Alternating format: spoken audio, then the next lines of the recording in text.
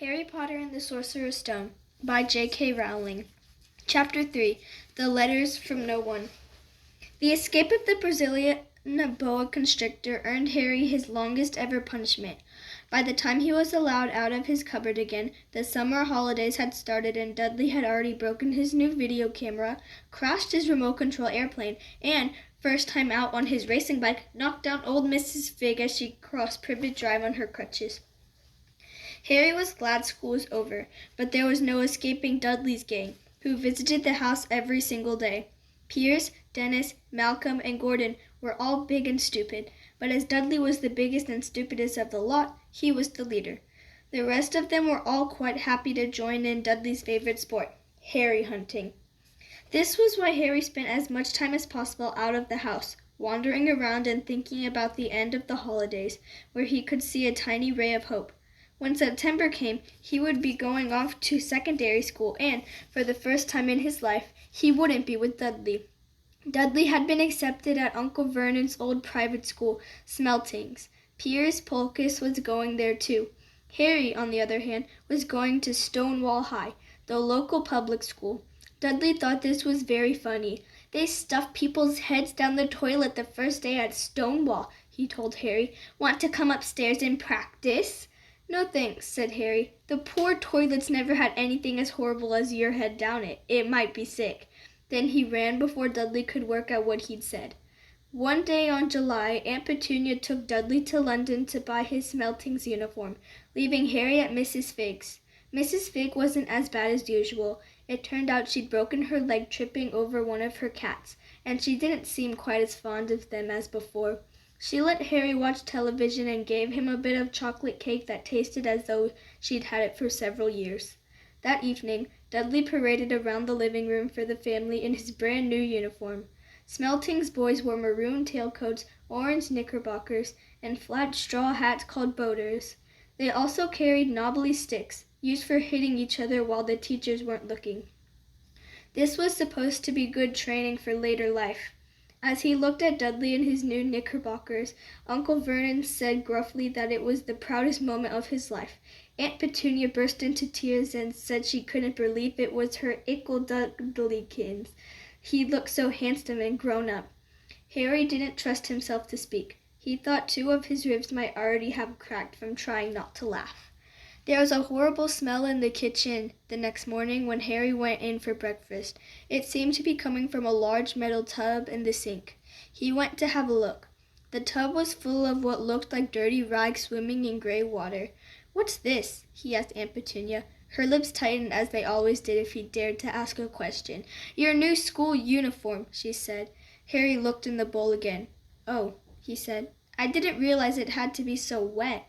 "Don't be stupid," snapped Aunt Petunia. "I'm dyeing some of Dudley's old things gray for you. It'll look just like everyone else's when I've finished." Harry seriously doubted this, but thought it best not to argue. He sat down at the table and tried not to think about how he was going to look on his first day at Stonewall High, like he was wearing bits of old elephant skin, probably. Dudley and Uncle Vernon came in, both with wrinkled noses because of the smell from Harry's new uniform. Uncle Vernon opened his newspaper as usual, and Dudley banged his smelting stick, which he carried everywhere, on the table. They heard the click of the mail slot and flop of letters on the doormat. "Get the mail, Dudley," said Uncle Vernon from behind his paper. "Make Harry get it." "Get the mail, Harry." "Make Dudley get it." "Poke him with your smelting stick, Dudley." Harry dodged the smelting stick and went to get the mail. 3 things lay on the doormat: a postcard from Uncle Vernon's sister Marge, who was vacationing on the Isle of Wight, a brown envelope that looked like a bill, and a letter for Harry. Harry picked it up and stared at it. His heart twanged like a giant elastic band. No one, ever, in his whole life, had written to him. Who would? He had no friends, no other relatives. He didn't belong to the library, so he'd never even got rude notes asking for books back. Yet here it was, a letter, addressed so plainly there could be no mistake. Mr. H. Potter, the cupboard under the stairs. Number 4 Privet Drive. Little Winging, Surrey. The envelope was thick and heavy, made of yellowish parchment, and the address was written in emerald green ink. There was no stamp. Turning the envelope over, his hand trembled. Harry saw a purple wax seal bearing a coat of arms, a lion, an eagle, a badger, and a snake surrounding a large letter H. "Hurry up, boy," shouted Uncle Vernon from the kitchen. "What are you doing, checking for letter bombs?" He chuckled at his own joke. Harry went back to the kitchen, still staring at his letter. He handed Uncle Vernon the bill and the postcard, sat down, and slowly began to open the yellow envelope. Uncle Vernon ripped open the bill, snorted in disgust, and flipped over the postcard. "Marge is ill," he informed Aunt Petunia. "Ate a funny whelk." "Dad," said Dudley suddenly, "Dad, Harry's got something." Harry was on the point of unfolding his letter, which was written on the same heavy parchment as the envelope, when it was jerked sharply out of his hand by Uncle Vernon. "That's mine," said Harry, trying to snatch it back. "Who'd be writing to you?" sneered Uncle Vernon, shaking the letter open with one hand and glancing at it. His face went from red to green faster than a set of traffic lights, and it didn't stop there. Within seconds, it was the grayish white of old porridge. "Petunia!" he gasped. Dudley tried to grab the letter to read it, but Uncle Vernon held it high out of his reach. Aunt Petunia took it curiously and read the first line. For a moment, it looked as though she might faint. She clutched her throat and made a choking noise. "Vernon! Oh my goodness, Vernon!" They stared at each other, seeming to have forgotten that Harry and Dudley were still in the room. Dudley wasn't used to being ignored. He gave his father a sharp tap on the head with his smelting stick. "I want to read that letter," he said loudly.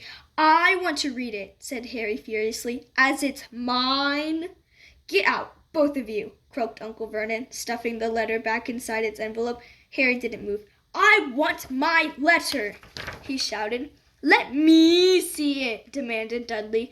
"Out!" roared Uncle Vernon, and he took both Harry and Dudley by the scruffs of their necks and threw them into the hall, slamming the kitchen door behind them. Harry and Dudley promptly had a furious but silent fight over who would listen at the keyhole. Dudley won, so Harry, his glasses dangling from one ear, lay flat on his stomach to listen at the crack between the door and the floor.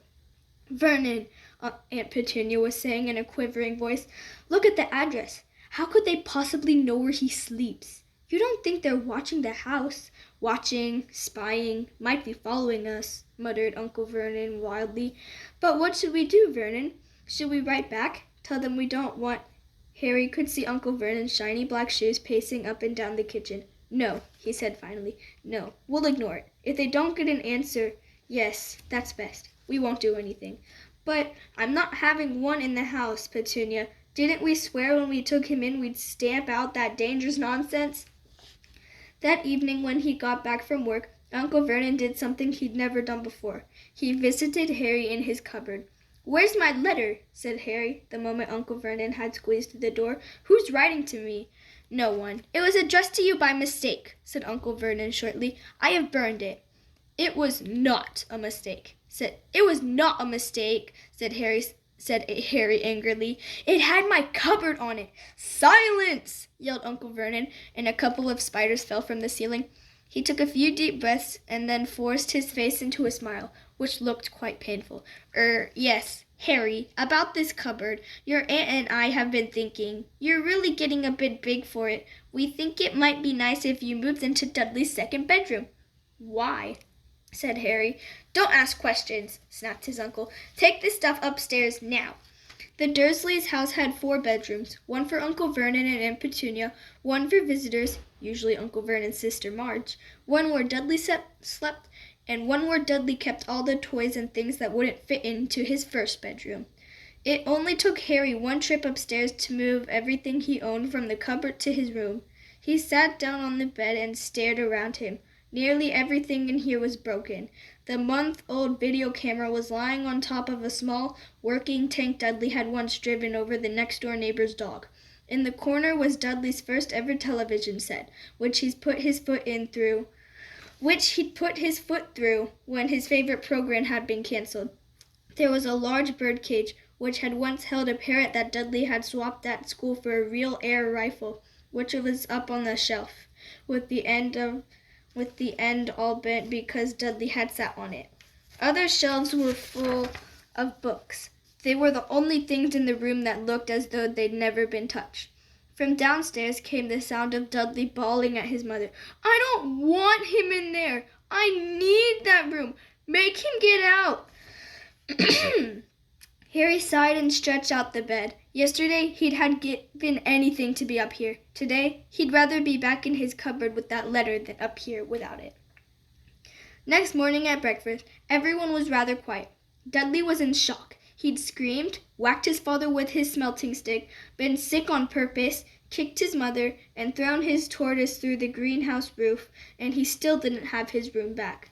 Harry was thinking about this time yesterday and bitterly wishing he'd opened the letter in the hall. Uncle Vernon and Aunt Petunia kept looking at each other darkly. When the mail arrived, Uncle Vernon, who seemed to be trying to be nice to Harry, made Dudley go and get it.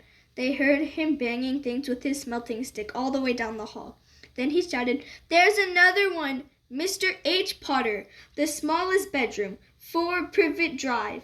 With a strangled cry, Uncle Vernon leapt from his seat and ran down the hall, Harry right behind him. Uncle Vernon had to wrestle Dudley to the ground to get the letter from him, which was made difficult by the fact that Harry had grabbed Uncle Vernon around the neck from behind. After a minute of confused fighting, in which everyone got hit a lot by the smelting stick, Uncle Vernon straightened up, gasping for breath, with Harry's letter clutched in his hand. "Go to your cupboard, your bedroom," he wheezed at Harry. "Dudley, go. Just go." Harry walked round and round his new room. Someone knew he had moved out of his cupboard, and they seemed to know he hadn't received his first letter. Surely that meant they'd try again, and this time he'd make sure they didn't fail. He had a plan. The repaired alarm clock rang at 6 o'clock the next morning. Harry turned it off quickly and dressed silently. He mustn't wake the Dursleys. He stole downstairs without turning on any of the lights. He was going to wait for the postman at the corner of Privet Drive and get the letters for number 4 first. His heart hammered as he crept along the dark hall toward the front. Ah! Harry leapt into the air. He'd trodden on something big and squashy on the doormat. Something alive. Lights clicked on upstairs, and to his horror, Harry realized that the big, squashy something had been his uncle's face. Uncle Vernon had been lying at the foot of the front door in a sleeping bag, clearly making sure that Harry didn't do exactly what he'd been trying to do. He shouted at Harry for about half an hour, and then told him to go and make a cup of tea. Harry shuffled miserably off into the kitchen, and by the time he got back, the mail had arrived, right into Uncle Vernon's lap. Harry could see 3 letters addressed in green ink. "I want," he began, but Uncle Vernon was tearing the letters into pieces before his eyes. Uncle Vernon didn't go to work that day. He stayed at home and nailed up the mail slot. "See," he explained to Aunt Petunia through a mouthful of nails, "if they can't deliver them, they'll just give up." "I'm not sure that'll work, Vernon." "Oh, these people's minds work in strange ways, Petunia. They're not like you and me," said Uncle Vernon, trying to knock in a nail with the piece of fruitcake Aunt Petunia had just brought him. On Friday, no less than 12 letters arrived for Harry. As they couldn't go through the mail slot, they had been pushed under the door, slotted in through the sides, and a few even forced through the small window in the downstairs bathroom. Uncle Vernon stayed at home again. After burning all the letters, he got out a hammer and nails and boarded up the cracks around the front and back doors so no one could go out. He hummed "Tiptoe Through the Tulips" as he worked, and jumped at small noises. On Saturday, things began to get out of hand. 24 letters to Harry found their way into the house. Rolled up and hidden inside each of the 24 eggs that their very confused milkman had handed Aunt Petunia through the living-room window, while Uncle Vernon made furious telephone calls to the post office and the dairy, trying to find someone to complain to. Aunt Petunia shredded the letters in her food processor. "Who on earth wants to talk to you this badly?" Dudley asked Harry in amazement. On Sunday morning, Uncle Vernon sat down at the breakfast table looking tired and rather ill, but happy. "No post on Sundays," he reminded them cheerfully as he spread marmalade on his newspapers. "No damn letters today." Something came whizzing down the kitchen chimney as he spoke and caught him sharply on the back of the head. Next moment, 30 or 40 letters came pelting out of the fireplace like bullets. The Dursleys ducked, but Harry leapt into the air trying to catch one. Out! Out! Uncle Vernon seized Harry around the waist and threw him into the hall. When Aunt Petunia and Dudley had run out with their arms over their faces, Uncle Vernon slammed the door shut. They could hear the letters still streaming into the room, bouncing off the walls and floor. "That does it," said Uncle Vernon, trying to speak calmly but pulling great tufts out of his mustache at the same time. "I want you all back here in 5 minutes, ready to leave. We're going away. Just pack some clothes. No arguments." He looked so dangerous with half his mustache missing that no one dared argue. 10 minutes later, they had wrenched their way through the boarded-up doors and were in the car, speeding toward the highway. Dudley was sniffling in the back seat. His father had hit him round the head for holding them up while he tried to pack his television, VCR, and computer in his sports bag. They drove, and they drove. Even Aunt Petunia didn't dare ask where they were going. Every now and then, Uncle Vernon would take a sharp turn and drive in the opposite direction for a while. "Shake 'em off, shake 'em off," he would mutter whenever he did this. They didn't stop to eat or drink all day. By nightfall, Dudley was howling. He'd never had such a bad day in his life. He was hungry. He'd missed 5 television programs he'd wanted to see, and he'd never gone so long without blowing up an alien on his computer. Uncle Vernon stopped at last outside a gloomy-looking hotel on the outskirts of a big city. Dudley and Harry shared a room with twin beds and damp, musty sheets. Dudley snored, but Harry stayed awake, sitting on the windowsill, staring down at the lights of passing cars and wondering. They ate stale cornflakes and cold tinned tomatoes on toast for breakfast the next day. They had just finished when the owner of the hotel came over to their table. "Excuse me, but is one of you Mr. H. Potter? I got about 100 of these at the front desk." She held up a letter so they could read the green ink address. "Mr. H. Potter, room 17, Realview Hotel, Cokeworth." Harry made a grab for the letter, but Uncle Vernon knocked his hand out of the way. The woman stared. "I'll take them," said Uncle Vernon, standing up quickly and following her from the dining room. "Wouldn't it be better just to go home, dear?" Aunt Petunia suggested timidly hours later, but Uncle Vernon didn't seem to hear her. Exactly what he was looking for, none of them knew. He drove them into the middle of a forest, got out, looked around, shook his head, got back in the car, and off they went again. The same thing happened in the middle of a plowed field, halfway across a suspension bridge, and at the top of a multi-level parking garage. "Daddy's gone mad, hasn't he?" Dudley asked Aunt Petunia dully late that afternoon. Uncle Vernon had parked at the coast, locked them all inside the car, and disappeared. It started to rain. Great drops beat on the roof of the car. Dudley sniveled. "It's Monday," he told his mother. "The great Humbroto's on tonight. I want to stay somewhere with a television." Monday. This reminded Harry of something. If it was Monday, and you could usually count on Dudley to know the days of the week because of television, then tomorrow, Tuesday, was Harry's 11th birthday. Of course, his birthdays were never exactly fun. Last year, the Dursleys had given him a coat hanger and a pair of Uncle Vernon's old socks. Still, you weren't 11 every day. Uncle Vernon was back and he was smiling. He also was carrying a long, thin package and didn't answer Aunt Petunia when she asked what he'd bought. "Found the perfect place," he said. "Come on, everyone, out. Come on, everyone out." It was very cold outside the car. Uncle Vernon was pointing at what looked like a large rock way out at sea. Perched on top of the rock was the most miserable little shack you could imagine. One thing was certain, there was no television in there. "Storm forecast for tonight," said Uncle Vernon gleefully, clapping his hands together, "and this gentleman's kindly agreed to lend us his boat." A toothless old man came ambling up to them, pointing with a rather wicked grin at an old rowboat bobbing in the iron-gray water below them. "I've already got us some rations," said Uncle Vernon, "so all aboard." I'm sorry, I said that wrong. "I've already got us some rations," said Uncle Vernon, "so all aboard." It was freezing in the boat. Icy sea spray and rain crept down their necks, and a chilly wind whipped their faces. After what seemed like hours, they reached the rock where Vernon, slipping and sliding, led the way to the broken-down house. The inside was horrible. It smelled strongly of seaweed. The wind whistled through the gaps in the wooden walls, and the fireplace was damp and empty. There were only 2 rooms. Uncle Vernon's rations turned out to be a bag of chips each and 4 bananas. He tried to start a fire, but the empty chip bags just smoked and shriveled up. "Could do with some of those letters now, eh?" he said cheerfully. He was in a very good mood. Obviously, he thought nobody stood a chance of reaching them in a storm to deliver mail. Harry privately agreed, though the thought didn't cheer him up at all.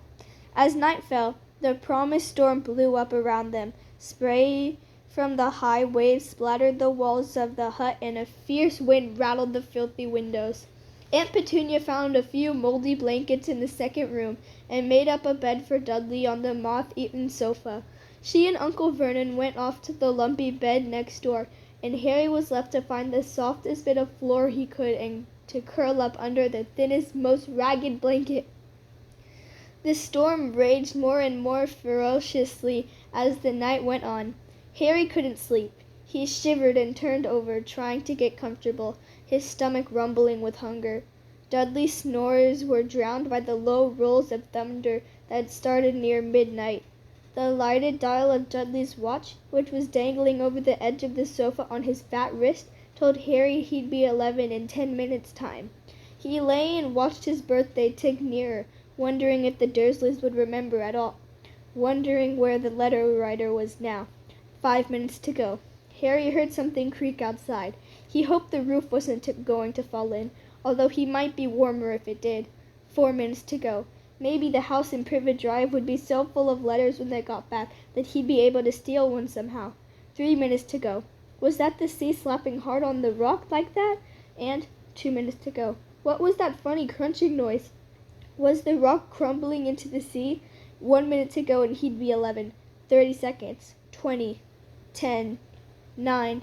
Maybe he'd wake Dudley up, just to annoy him. 3, 2, 1. Boom! The whole shack shivered and Harry sat bolt upright, staring at the door. Someone was outside, knocking to come in.